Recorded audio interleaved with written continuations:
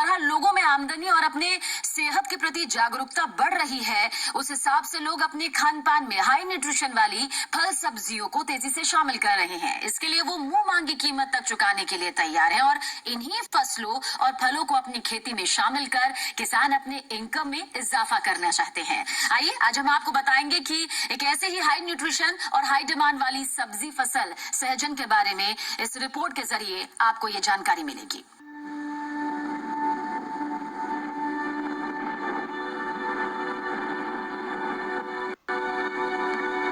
हमारी हवा, पानी, मिट्टी अब आगे और खराब ना हो। खेतों की मिट्टी अधिक समय तक उपजाऊ बनी रहे, ये आज की एक गंभीर समस्या है।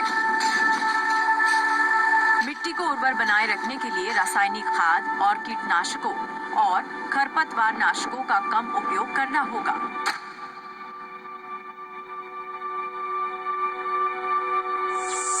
ऑर्गेनिक फार्मिंग पर ज्यादा जोर देना होगा। कोशिश करनी होगी कि खेती पर ऊर्जा की निर्भरता कम हो। किसानों को भी अच्छी गुणवत्ता वाला स्वास्थ्य रक्षक ईंधन उपलब्ध हो। पशुओं को बढ़िया पौष्टिक चारा मिले और किसानों की आर्थिक आजादी हो। परंतु ये सब होगा कैसे? वर्तमान अंधकारमय परिदृश्य में आशा की एक किरण नजर आती है। ये सब संभव है केवल एक पेड़ के समुचित प्रबंध से। इसका नाम है सहजन, जिसे हम सूरजमुखी से जानते हैं। मुनगा भी यही है और मोरिंगा भी।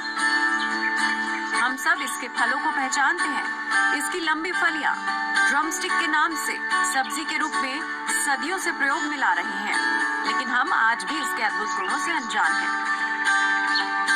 ये पूरा पेड़ बड़ा चमत्कारी है।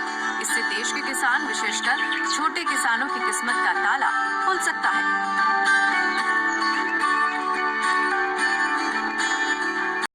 इसका करीब हर हिस्सा खाने लायक होता है।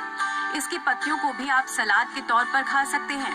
सहजन के पत्ते, फूल और फल सभी काफी पोषक होते हैं। इसमें औषधीय गुण भी होते हैं। इसके बीज से तेल भी निकलता है।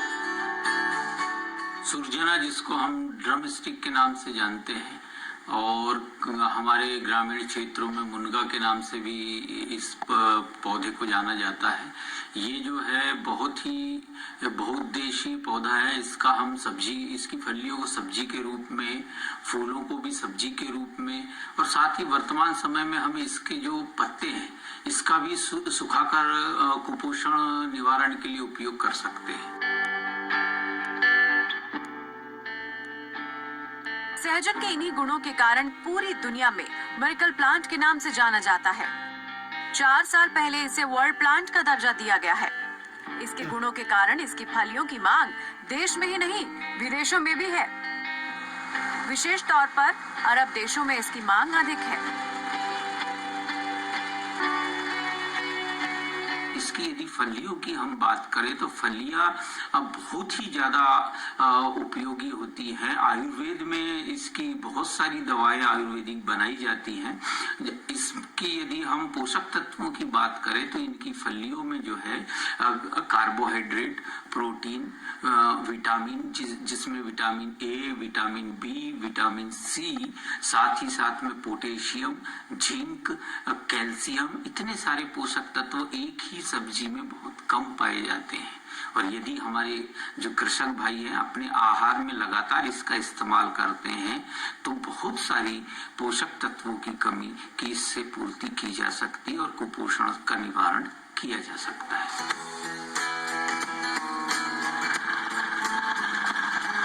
कम पानी और कम लागत में अधिक मुनाफा देने वाली सहजन की खेती सूखे इलाकों के लिए एकदम फिट बैठती है।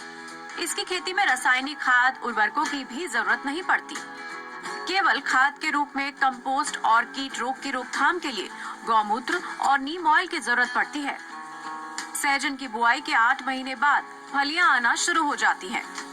इसके पौधे से कमर्शियल तौर पर 5 साल तक भरपूर प्रोडक्शन लिया जा सकता है। राजस्थान के जयपुर के किसान हैं अशोक शर्मा, जिन्होंने सहजन की व्यावसायिक खेती शुरू की है। वो बताते हैं कि सहजन के एक पौध से साल भर में 500 से 700 फलियां मिल जाती हैं, जिसकी बाजार में औसत कीमत 500 रुपए तक होती है। इस तरह अशोक जी की माने तो उनको 1 एकड़ सहजन की खेती में 5 से 6 लाख रुपए का शुद्ध मुनाफा हो जाता है। सबसे अच्छी बात यह है कि इसमें एक बार खर्चा है लगाने का। जो आपका बीज है वो 1.5 से 2 रुपए का एक बीज पड़ता है। एक बार आपने लगा दिया, 6 साल तक आप इसकी लगातार फसल ले सकते हैं बहुत अच्छे तरीके से। आपको दोबारा इसमें किसी भी तरह का कोई जुताई नहीं करनी, आपको कोई बुआई नहीं करनी, आपको कोई कटाई नहीं करनी, जैसे कि अन्य फसलों में करते हैं। आपको सिर्फ इसमें लगातार फल लेना है, पत्तों के फल लेने हैं, पत्तों को लेना है। आप हर चीज इसकी बेच सकते हैं। 1 एकड़ में करीब हम 1075 पौधे लगा सकते हैं और पर पौधे से 1 साल में आप 500 रुपए की इनकम कर सकते हैं। तो इससे आप अंदाजा लगा सकते हैं कि 1 एकड़ में आपकी क्या कमाई हो सकती है। सहजन की साल में 2 बार फलने वाली किस्मों में PKM1, PKM2, कोयम्बटूर 1 और कोयम्बटूर 2 प्रमुख हैं। इसका पौधा 4 से 6 मीटर ऊंचा होता है तथा 90 से 100 दिनों में इसमें फूल आता है। जरूरत के अनुसार विभिन्न अवस्थाओं में फल की तुड़ाई करते रहते हैं। पौधे लगाने के लगभग 160 से 170 दिनों में फल तैयार हो जाता है। सहजन की खेती में अगर आप नर्सरी में उगाए पौध का इस्तेमाल करना चाहते हैं तो 18 सेंटीमीटर की ऊंचाई और 12 सेंटीमीटर की चौड़ाई वाले पॉली बैग का इस्तेमाल करें। बैग को 3 भाग मिट्टी और 1 भाग बालू से भरें। प्रत्येक बैग में 1 से 2 सेंटीमीटर गहराई में 2 से 3 बीज लगाएं। इसके अलावा आप इसकी नर्सरी कटिंग से भी तैयार कर सकते हैं। इस बारे में जानते हैं कृषि विशेषज्ञ से। यदि हम सोचते हैं कि नर्सरी से नहीं लगा पा रहे हैं, किन्हीं कारणवश नर्सरी वाले पौधे नहीं लगा पा रहे, तो इस पौधे की एक और खासियत है कि यदि पेंसिल के आकार की यदि टहनियां या कटिंग हम डायरेक्टली पौधे से लेके और रोप दे, कहीं गड़ा दे सीधी, जैसे गन्ने को लगाते हैं, तो भी वो शाखाएं उससे निकल आती है और उससे भी पौधा बनाया जा सकता है।